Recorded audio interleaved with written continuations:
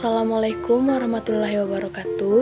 Perkenalkan, nama saya Esti Rada dengan NIM C0D01951 dari kelas perpajakan F. Di sini saya akan membahas materi mengenai permasalahan penelitian dalam mata kuliah Teknik Penulisan Tugas Akhir. Yang pertama, A. Pengertian permasalahan penelitian. Menurut Noto Atmojo tahun 2002, masalah penelitian secara umum dapat diartikan sebagai suatu kesenjangan atau gap antara yang seharusnya dengan apa yang terjadi tentang suatu hal, atau antara kenyataan yang ada atau terjadi dengan yang seharusnya ada atau terjadi, serta antara harapan dan kenyataan. Untuk menjadi suatu masalah penelitian, khususnya penelitian survei, harus memenuhi beberapa kriteria sebagai berikut. Yang pertama, suatu masalah penelitian harus menggambarkan hubungan antara dua variabel atau lebih. Yang kedua, walaupun tidak merupakan suatu keharusan bahwa suatu masalah harus dinyatakan dalam bentuk pertanyaan, akan tetapi banyak ahli penelitian menyarankan bahwa masalah penelitian hendaknya dinyatakan dalam bentuk pertanyaan.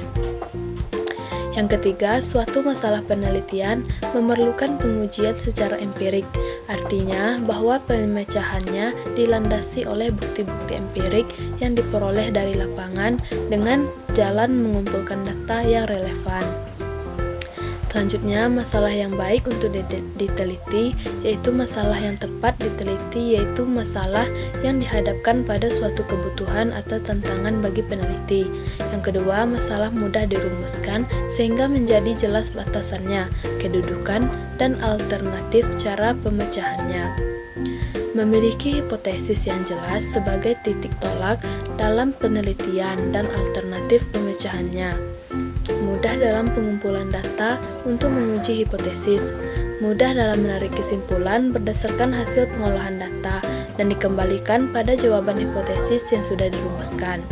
Dapat memecahkan masalah yang diteliti sehingga dapat menemukan kebenaran serta implikasinya untuk memberi saran-saran agar masa depan lebih baik.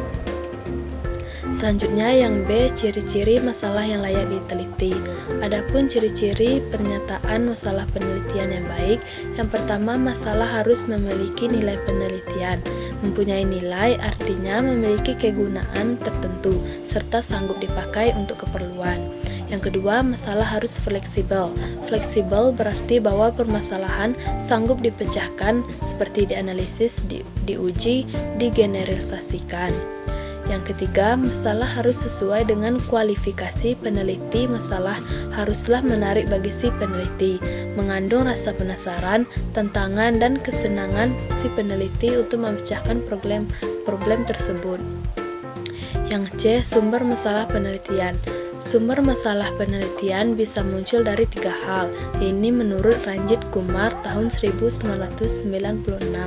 Yang pertama, masalah yang ada di manusianya sendiri atau people and problem.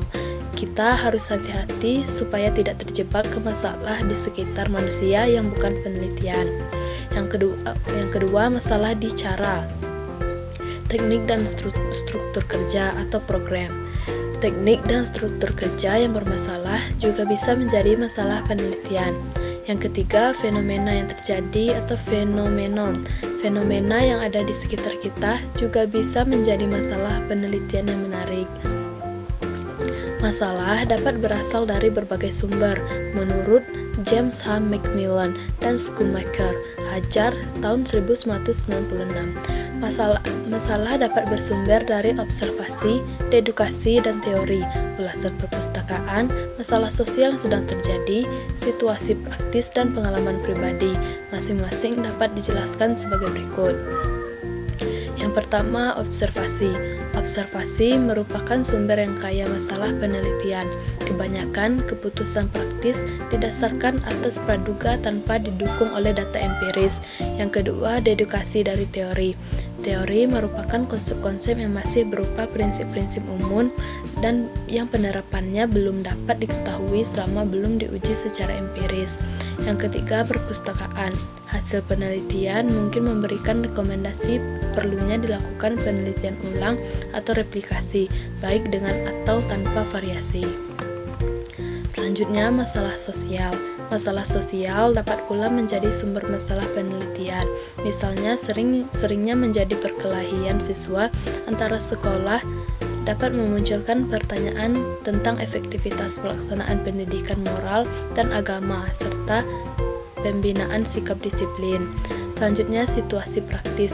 Dalam pembuatan keputusan tertentu, sering mendesak untuk dilakukan penelitian evaluatif.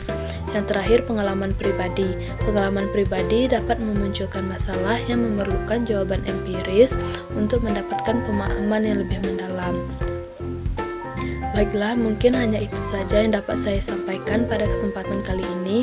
Mohon maaf jika terdapat banyak kesalahan dalam penyampaian materi.